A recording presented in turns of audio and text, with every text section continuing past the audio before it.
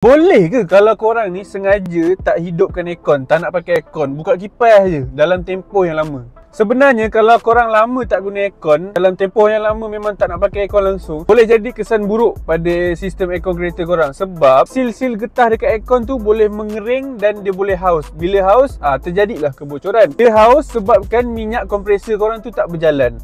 Dan disebabkan itu juga kompresor korang pun boleh jahanam. Sebab minyak kompresor tu tak berjalan, tak bekerja. Selepas tu, korang punya cooling coil boleh lama-lama jadi berhabuk. Lepas tu dia dah berhabuk tu, dia tersumbat.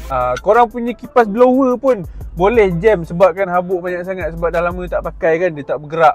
Lepas itu boleh juga tumbuh fungus tau dekat korang punya sistem aircon tu. Dekat cooling coil tu boleh terjadinya fungus. Sebab itulah ada kes lama tak on aircon, bila on aircon tiba-tiba bau busuk. Sebabkan cooling coil tu dah ada fungus, dah ada macam-macam.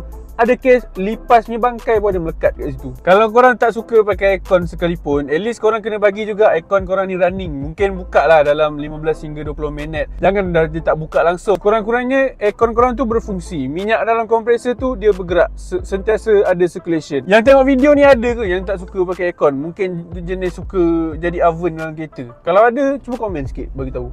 Apa hal pelik sangat kamu semua ni?